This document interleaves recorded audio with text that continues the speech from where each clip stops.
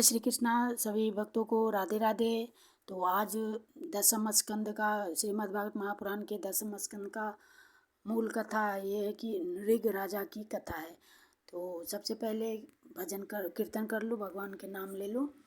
श्रीमन्नारायण नारायण श्रीमन्नारायण नारायण श्रीमन्नारायण नारायण जय जय नारायण नारायण श्रीमन्नारायण नारायण श्रीमन्नारायण नारायण श्रीमन्नारायण नारायण जय जय नारायण नारायण जय जय नारायण नारायण जय जय नारायण नारायण जय जय नारायण नारायण जय जय नारायण। हरे कृष्णा कृष्णा कृष्णा हरे हरे, हरे राम राम राम हरे हरे, हरे कृष्ण कृष्ण कृष्ण हरे हरे, हरे राम राम राम हरे हरे, हरे कृष्ण कृष्ण कृष्ण हरे हरे, हरे राम राम राम हरे हरे। बोलिए श्री राधा कृष्णाभ्याम नमः। श्री राधा लक्ष्मी नारायण श्री द्वारिकाधीश वृंदावन बिहार लाल वैकुंठ श्रीमद् भागवत भगवान की जय। सुखदेव जी महाराज की जय। श्री शुकवाच एकदो पवनं राजन् जगमूर्जदुकुमारकाः विहर्तुं सांबप्रद्युम्न चारुभानुगदादयः। श्री सुखदेव जी कहते हैं, प्रिय परीक्षित, एक दिन सांब, प्रद्युम्न, चारुभानु और गद आदि यदुवंशी राजकुमार घूमने के लिए उपवन में गए। वहाँ बहुत देर तक खेल खेलते हुए उन्हें प्यास लग आई। जब वे इधर उधर जल खोज करने लगे, वे एक कुएं के पास गए। उसमें जल तो था नहीं, एक बड़ा विचित्र जीव दिख पड़ा। वह जीव पर्वत के समान आकार का एक गिरगिट था। उसे देखकर उनके आश्चर्य की सीमा न रही। उनका हृदय करुणा से भर आया और वे उसे बाहर निकालने का प्रयत्न करने लगे। परंतु जब वे राजकुमार उस गिरे हुए गिरगिट को चमड़े और सूत की रस्सियों से बांधकर बाहर न निकाल सके, तब कुतूहलवश उन्होंने यह आश्चर्यमय वृत्तांत भगवान श्री कृष्ण के पास जाकर निवेदन किया। जगत के जीवनदाता कमल नयन भगवान श्री कृष्ण उस कुएं पर आए। उसे देखकर उन्होंने बाएं हाथ से खेल खेल में अनायास ही उसको बाहर निकाल लिया।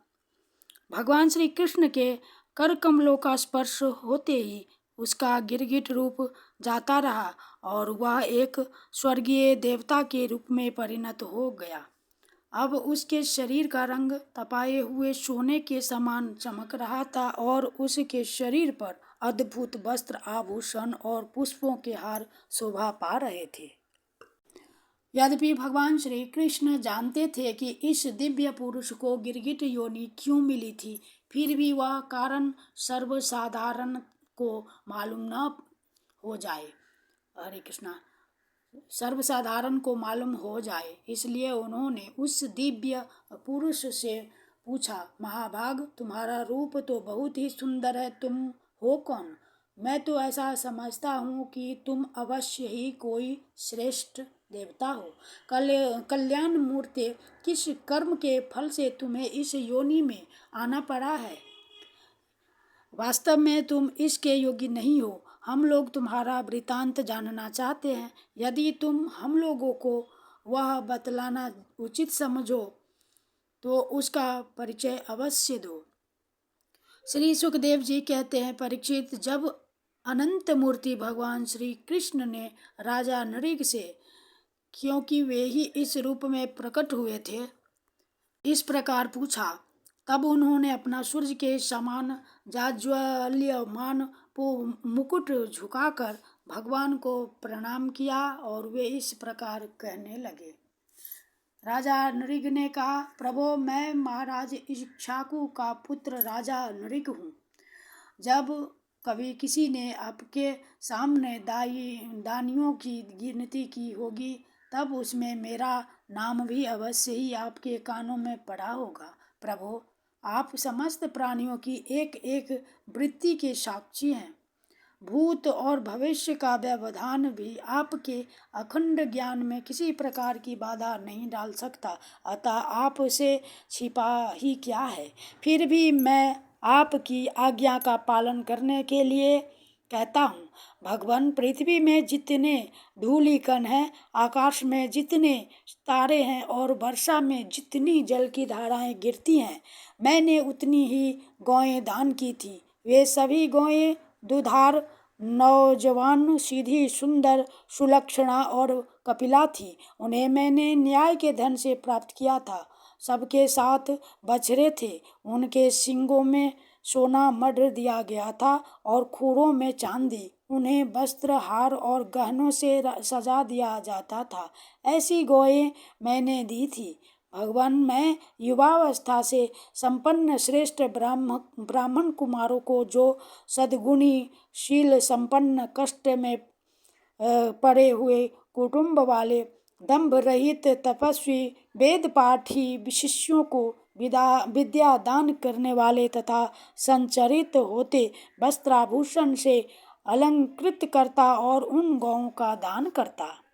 इस प्रकार मैंने बहुत सी गौएं, पृथ्वी, सोना, घर, घोड़े, हाथी, दासियों के सहित कन्याएं, टीलों के पर्वत, चांदी, शैया, वस्त्र, रत्न, गृह सामग्री और रथ आदि दान किए।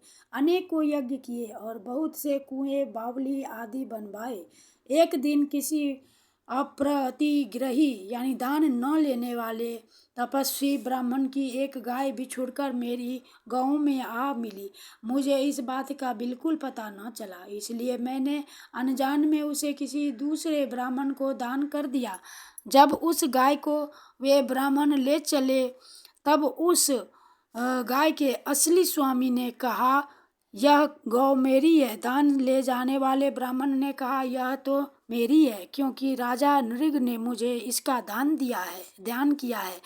वे दोनों ब्राह्मण आपस में झगड़ते हुए अपनी अपनी बात कायम करने के लिए मेरे पास आए।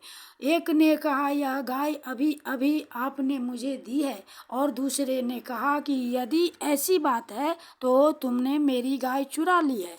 भगवान, उन दोनों ब्राह्मणों की बात सुनकर मेरा चित्त भ्रमित हो गया। मैंने धर्म संकट में पड़कर उन दोनों से बड़ी अनुनय विनय की और कहा कि मैं बदले में 1,00,000 उत्तम गौएं दूंगा। आप लोग मुझे यह गाय दे दीजिए। मैं आप लोगों का सेवक हूँ। मुझसे अनजान में यह अपराध बन गया है। मुझ पर आप लोग कृपा कीजिए और मुझे इस घोर कष्ट से तथा घोर नरक में गिरने से बचा लीजिए। राजन, मैं इसके बदले में कुछ नहीं लूंगा। यह कहकर गाय का स्वामी चला गया। तुम इसके बदले में 1,00,000 ही नहीं, 10,000 गौएं और दो तो भी मैं लेने का नहीं। इस प्रकार कहकर दूसरा ब्राह्मण भी चला गया। देवाधिदेव जगदीश्वर, इसके बाद आयु समाप्त होने पर यमराज के दूत आए और मुझे यमपुरी ले गए। वहाँ यमराज ने मुझसे पूछा, राजन, तुम पहले अपने पाप का फल भोगना चाहते हो या पुण्य का? तुम्हारे दान और धर्म के फलस्वरूप तुम्हें ऐसा तेजस्वी लोक प्राप्त होने वाला है जिसकी कोई सीमा ही नहीं है। भगवान, तब मैंने यमराज से कहा, देव, पहले मैं अपने पाप का फल भोगना चाहता हूँ। और उसी क्षण यमराज ने कहा, तुम गिर जाओ। उनके ऐसा कहते ही मैं वहाँ से गिरा और गिरते ही समय मैंने देखा कि मैं गिरगिट हो गया हूँ। प्रभु, मैं ब्राह्मणों का सेवक, उदार, दानी और आपका भक्त था। मुझे इस बात की उत्कट अभिलाषा थी कि किसी प्रकार आपके दर्शन हो जाए। इस प्रकार आपकी कृपा से मेरे पूर्व जन्मों की स्मृति नष्ट न हुई। भगवान, आप परमात्मा हैं, बड़े बड़े शुद्ध हृदय योगीश्वर, उपनिषदों की दृष्टि से, अभेद दृष्टि से अपने हृदय में आपका ध्यान करते रहते हैं। इंद्रियातीत परमात्मन साक्षात आप मेरे नेत्रों के सामने कैसे आ गए? क्योंकि मैं तो अनेक प्रकार के व्यसनों दुखद कर्मों में फंसकर अंधा हो रहा था। आपका दर्शन तो तब होता है जब संसार के चक्कर से छुटकारा मिलने का समय आता है। देवताओं के भी आराध्य देव पुरुषोत्तम गोविंद आप ही व्यक्त और अव्यक्त जगत तथा जीवों के स्वामी हैं। अविनाशी अच्युत आपकी कृति पवित्र है। अंतर्जामी नारायण आप ही समस्त वृत्तियों और इंद्रियों के स्वामी हैं। प्रभु श्री कृष्ण मैं अब देवताओं के लोक में जा रहा हूँ। आप मुझे आज्ञा दीजिए। आप ऐसी कृपा कीजिए कि मैं चाहे कहीं भी क्यों न रहूं, मेरा चित्त सदा आपके चरण कमलों में ही लगा रहे। आप समस्त कार्यों और कारणों के रूप में विद्यमान हैं। आपकी शक्ति अनंत है और आप स्वयं ब्रह्म है। आपको मैं नमस्कार करता हूँ। सच्चिदानंद स्वरूप सर्वांतर्यामी वासुदेव श्री कृष्ण आप समस्त योगों के स्वामी योगेश्वर हैं। मैं आपको बार बार नमस्कार करता हूँ। नमस्ते सर्वभावाय ब्रह्मणे अनंत शक्तये कृष्णाय वासुदेवाय योगानाम पतये नमः। तो राजा नृग ने इस प्रकार कहकर भगवान की परिक्रमा की और अपने मुकुट से उनके चरणों का स्पर्श करके प्रणाम किया। फिर उनसे आज्ञा लेकर सबके देखते देखते ही वे श्रेष्ठ विमान पर सवार हो गए। राजा नृग के चले जाने पर ब्राह्मणों के परम प्रेमी धर्म के आधार देवकी नंदन भगवान श्री कृष्ण ने क्षत्रियों को शिक्षा देने के लिए वहां उपस्थित अपने कुटुंब के लोगों से कहा, जो लोग अग्नि के समान तेजस्वी हैं वे भी ब्राह्मणों का थोड़े से थोड़ा धन हड़प कर नहीं पचा सकते। फिर जो अभिमानवश झूठ मूठ अपने को लोगों का स्वामी समझते हैं वे राजा तो क्या पचा सकते हैं। मैं हलाहल विष को विष नहीं मानता क्योंकि उसकी चिकित्सा होती है। वस्तुतः ब्राह्मणों का धन ही परम विष है। उसको पचा लेने के लिए पृथ्वी में कोई औषध कोई उपाय नहीं है।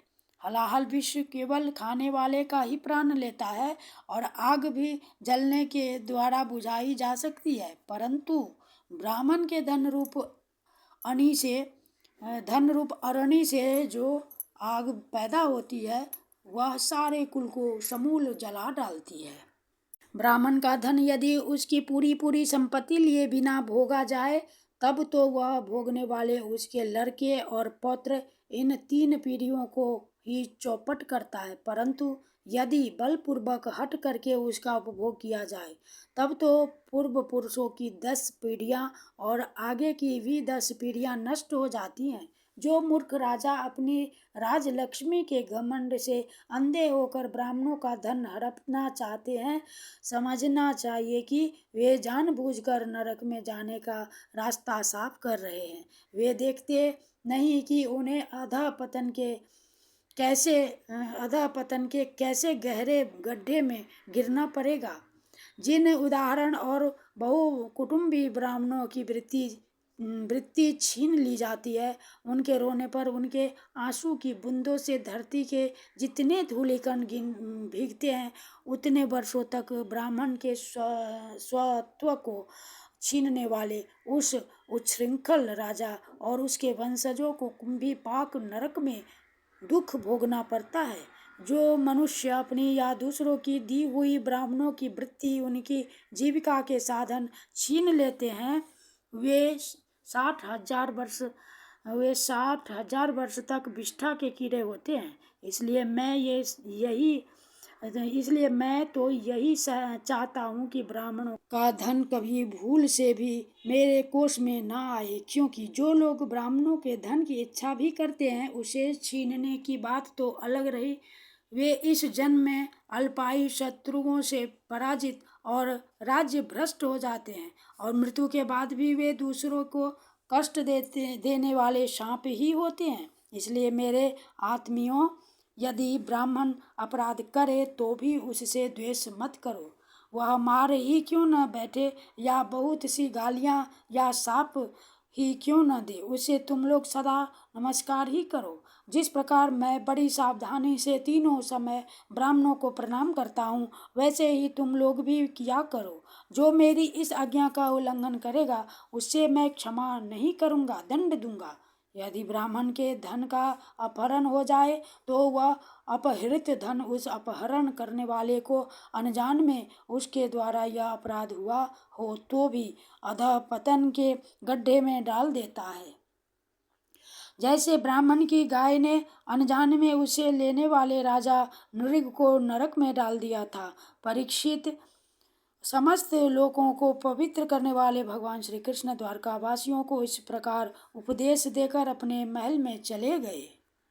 एवं विश्राव्य भगवान् मुकुन्दो द्वारकौकसः पावना सर्वलोकानां विवेक विवेश निज मंदिरम्। इति श्रीमद्भगवते महापुराणे परमहंस्यां संहितायां दशमस्कन्धे उत्तरार्धे नृपोपाख्यानं नाम चतुःषष्टितमो अध्यायः। श्री कृष्ण अर्पणम्। जय श्री कृष्ण चैतन्य प्रभु नित्यानंद, श्री अद्वैत गदाधर श्रीवासादि गौर भक्त वृंद। हरे कृष्णा कृष्ण कृष्ण हरे हरे, हरे राम राम राम हरे हरे, हरे कृष्णा कृष्ण कृष्ण हरे हरे, हरे राम राम राम हरे हरे, हरे कृष्णा कृष्ण कृष्ण हरे हरे, हरे राम राम राम हरे हरे। श्री कृष्ण अर्पणम, श्री कृष्ण अर्पणम, श्री कृष्ण अर्पणम। हरे नमः, हरे नमः, हरे नमः। जय जय श्री राधे श्याम।